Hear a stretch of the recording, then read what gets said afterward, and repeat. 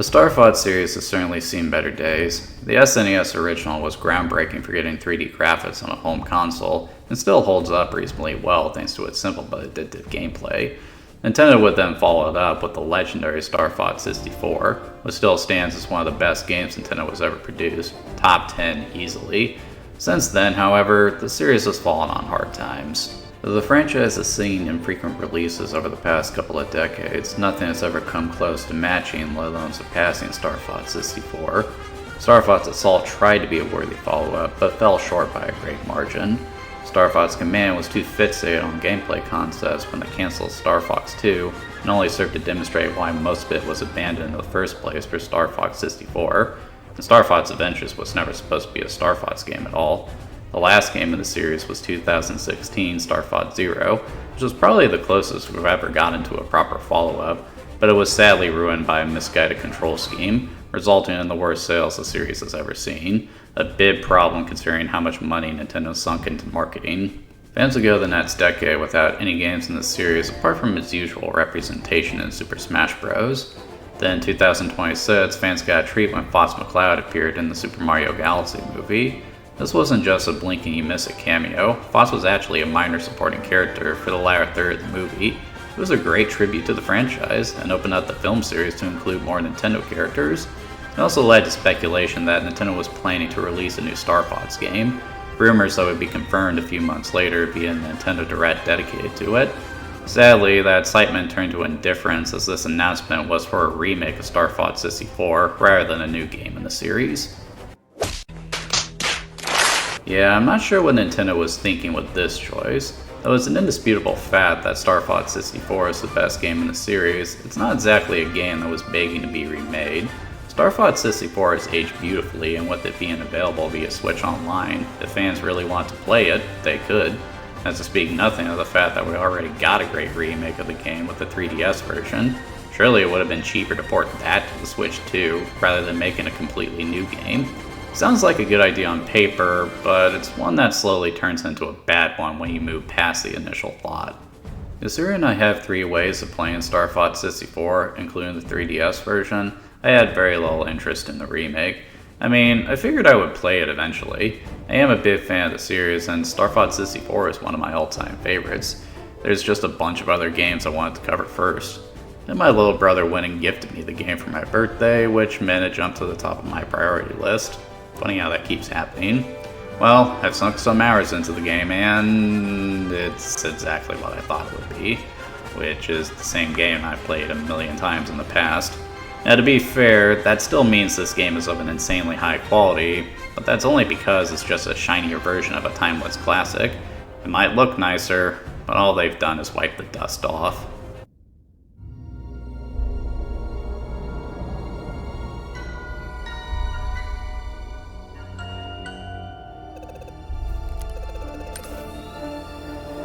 Come in, Star Fox. This is Corneria Defense Force Headquarters. Do you read? Loud and clear. James McCloud here, General. Starfox is on approach to Venom. For those of you who don't know, Starfox takes place in the Lilac system, a distant galaxy inhabited by anthropomorphic animals. The mad scientist Andros nearly wiped out all life in the system when one of his reckless experiments went awry. As punishment, Andros is exiled from the capital planet Corneria and sent to the barren planet Venom. Years later, General Pepper of the Cornerian army notices strange activity coming from Venom and hires the Starfox mercenary squadron to investigate. James McCloud, Peppy Hare, and Pigment Dangar discover that Andros has been raising an army on Venom with the intention of waging war on Lilac. Before they can report back, Pigment betrays the team, forcing James to give his life to fend off Andros' forces so Peppy can escape. Years later, Andros has launched his invasion and is on the verge of taking the planet Corneria. In a last-ditch effort, Pepper calls upon a new generation of Starfox, headed up by James' son Fox, to embark on a counteroffensive to take the fight to Andros and free the Lilac system from its tyranny. The story is basically the same as the N64 game, and I'm okay with that because it was one of the best aspects of that game. Though the plot was basic, it landed because of its charming cast of characters, detailed setting, and epic scope. The same can be said about the remake, and they've built upon it in a meaningful way. Rather than have short briefings that characterize the original game, the remake instead has full-on cutscenes. When I heard this, I was worried that it would kill the pacing, and yeah, it does lead to a slightly slower pace, but the trade-off is that everything is given more room to breathe. We learn more about Lila, what's going on in the war effort, and how the characters view it all. They even have some extra information available via the HoloViewer, which is engaging to read. You can tell the development team here were fans of the franchise, as they fleshed out the world more than any other game before it. The main reason it still works so well is because the characters are exactly as you remember them. Fox is the stoic leader, Falco is the cocky asshole, Peppy is the wise veteran, and Slippy is the bumbling genius. The dynamic they all share is just as entertaining as it was in '96, and the added detail has only made it better. Fox might be stoic, but the pressure he is under is clear. He's got to prove himself as a leader, keep his father's legacy alive while also building his own, and settling the score with Andros. He could have easily become an edgelord, but he still comes off as that confident merc with a heart of gold we all know and love. If anything, the added detail makes Fox even more of a badass. His rivalry with Falco has greater significance too, as it's debatable who is the better pilot between them, meaning Falco thinks he's the better pilot. And if that's the case, why should he have to follow Fox? Peppy is trying his best to guide the team towards what he knows they need to be, but also acknowledges that Fox is the leader, not him. Of all the characters though, I think Slippy got the biggest glow up. In the original game, Slippy was a complete load, and he's still an incompetent pilot for sure, but now we actually get to see him in his element. It's charming the way he nerds out on scientific anomaly, and proves to be an asset to the team and all the technological advancements he brings to the table. All the side characters you remember are present as well, and they also get a little more development. General Pepper is still the noble leader of the Armada, but they've added a believable wrinkle in the implication that he has some dirty laundry, something that doesn't do his standings with Fox any favors, as Fox seems to have a slight beef with Pepper, clearly assigning some blame to his father's death to the general, but also acknowledging that he and the Cornerian army are the good guys in this fight. Bill and Kat get some great lines of dialogue, particularly Kat, who impresses the team so much that Peppy suggests inviting her to join the team, which is amusing. The only characters who are sort of left out to dry are the villains. I would have liked to have learned more about Andros, namely what he was working on before he was banished and how he became such a freak of nature. It would have been cool to learn more about Starwolf as well. At the very least, they answer the question of why Andros keeps a disloyal scumbag like Pigma on the payroll. It might not be the same glow-up that 64 was compared to the first game, but I still like the added detail on the story here.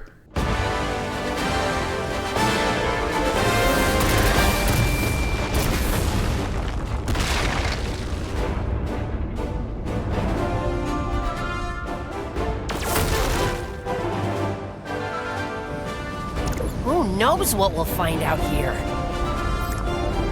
Don't lose your focus, Slippy. Keep it tight. We're entering the asteroid field. I have mixed opinions on the presentation here.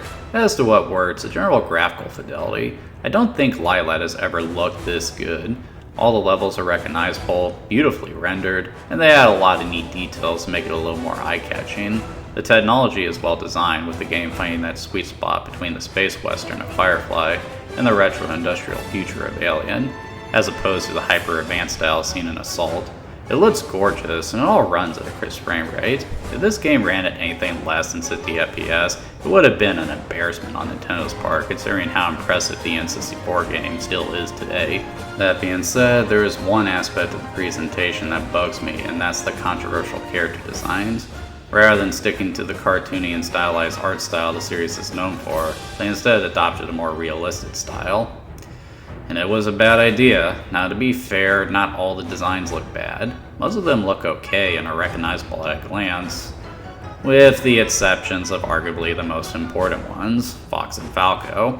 They're just trying way too hard to make them look like they're real-world animals, and as a result, they lose sight of the fact that the characters are supposed to be visually appealing. I especially hate it when you can see them head to toe because their legs are so disproportionately small.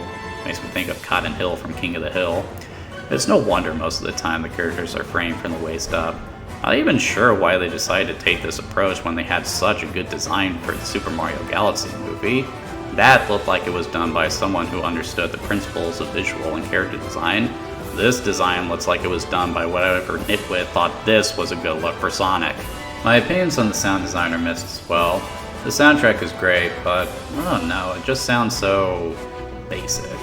I know I took a shot at Starfox Assault at the top, but one of the things I've always praised about that game was the soundtrack.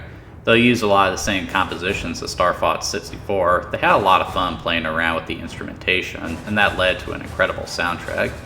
Here, the soundtrack is basically the same as the N64 game, just with a full orchestra instead of chiptunes, and thus, it sounds like a step backwards. Take a listen.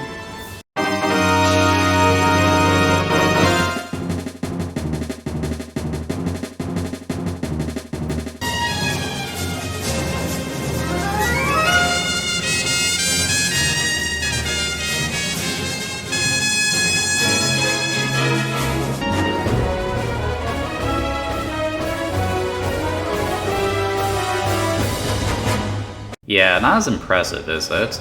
The sound effects are a bit off too. For the most part, it sounds fine, but sometimes it just lacks the impact of the N64 game. Here's a ship blowing up in that game. You'll never defeat Andross!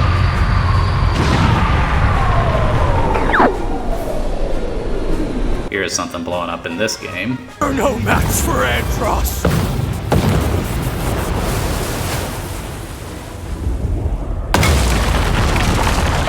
Kinda lame, eh? Compare the smart bomb. Use bomb quietly! Lives up to the name, doesn't it? It's a trap! Take him down! More like a firecracker. Hell, even Assault had a better smart bomb. The only part of the sound design I think really lands is the voice acting, which is great. Nintendo really is getting good at voice acting. I hope that continues with future games. Wouldn't it be cool if Ocarina of Time was fully voiced? Enemy targets up ahead. Let's rock and roll! The gameplay is exactly how you remember it. It's primarily a flight game where the R-Wing flies along a set path and you have to steer it around hazards while shooting down bogeys. I like to think of it as a 3D adaptation of a shmup. Instead of scrolling across the screen, you're scrolling into it. I know a lot of people will dismiss the gameplay here as simple, but Starfox is a fine example of a game that is complex in its simplicity. Though the gameplay on its own is simple, it is constantly mixing things up with its unique levels, wide variety of enemy types, and complex objectives. There are even times when they take you off rails for some localized dogfights, or have you switch to a tank or sub. I'm glad the development team recognized the quality here and didn't try to change it. I just know there was some dipshit on staff who was suggesting they turn it into an open world game. That being said, there are a few things I picked up on right away that felt off. For starters, the lasers don't appear to have the same range they had in the N64 game. I found myself having to use the charge shot far more than I otherwise would. It also was a lot harder to perform the aerobatics at a moment's notice. In the N64 game, even if I'm playing on the Switch where boosting and braking is mapped to a joystick, I could pull off the moves consistently 100% of the time. Here was more like 90%. This is probably why by default the aerobatics are mapped to the D-pad, but that's no fun. I like the button combinations. Makes you feel like Maverick pulling some pilot shit in Top Gun. The boosters on the Landmaster don't move you around as briskly as they used to, and the Blue Marine is slow as shit. Okay, that was a problem in the original game as well, but couldn't they have fixed that? I mean, Aquos was the worst part of Starfox 64, so you'd think they would have tried to address it. Instead, it seems like they've made some aspects of the game worse. And to be honest, that ends up being my biggest problem with this remake. It's just Starfox 64, nothing more, and oddly enough, kinda less. And I know what some people are going to say. They don't want the game to change. If it's just the same game with better graphics, that's ideal. I know this because people said the same thing when I criticized Metal Gear Solid Delta. However, that's an assessment I openly disagree with. Some people find it acceptable, I find it lazy. When you're remaking a game, especially one as widely beloved by fans as Starfox 64, you need to do more. In the case of Metal Gear Solid Delta, rather than address the numerous issues MGS3 had, they chose to ignore them and kept the game mostly as is. Now, in the case of the Starfox remake, there wasn't much that needed to be addressed apart from the Aquos mission, but since that's the case, they should have built upon it more. How about some new levels? How about some new pathways through the game? Maybe some surprises with the boss fights? Seriously, when I offed Andross in his true form, I said, that's it? And I know some jackass is gonna say, well, if they added to it, that would have been disrespectful to the original team's vision. as if doing a one-to-one remake and then simply crediting the original team as, well, the original team isn't more disrespectful. Bottom line, a remake should be both familiar but also refreshing. The best examples I can think of are Donkey Kong 94, System Shock, and Resident Evil 2. You know, games that did far more than the assignment required. The fact that it's so close to the original game also results in it having a very limited shelf life for me. Though I've often praised Starfox 64 for its high degree of replayability, these days whenever I replay it, I usually just play through it 3 or 4 times so I can visit every level, and then I move on. I'm long past the days of playing it again and again to maximize my score and get all the medals. It didn't even bother me that I couldn't play expert mode here. If I wanted to do that, I would have just booted up the N64 game. Yeah, they try to add some more content through the challenge mode, but it's just a checklist of random achievements. It's just tacked on to what's already there. After a few sit-downs, I was ready to move on, and I have a feeling that experience isn't going to be unique to me. Let's not kid ourselves, this game does not appeal to a general audience. The primary demographic is going to be fans of the series, and if there is one game of the franchise that fans have likely played extensively, it's going to be 64. Yet, I doubt fans are going to get much out of it as a result. Now, if you are unfamiliar with the series and this piques your interest, then I'm sure you will get more out of it. But at $50 a pop, I think you'd be better spending that money on a Switch Online membership, which will let you play Starfox 64 and a crap ton of other games. Yeah, you aren't getting the fancy new graphics, but you are getting a higher degree of value. And in this economy, you gotta be smart about how you spend your money. Hey, relax, guy.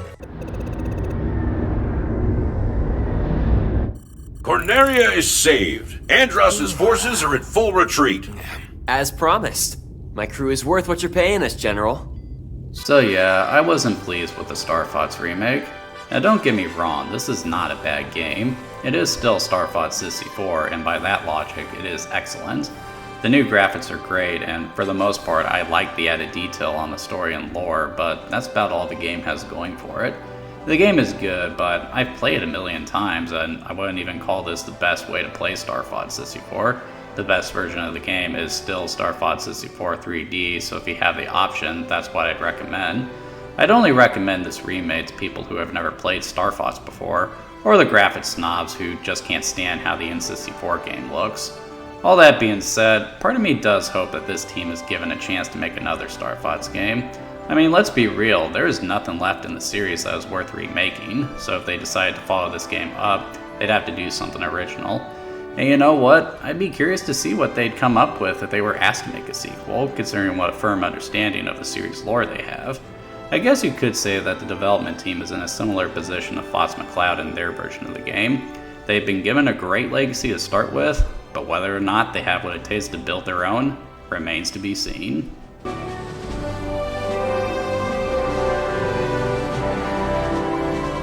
What's wrong, Fox? Nothing. Nothing's wrong. You know, your father would be proud of you today. Very proud. I know.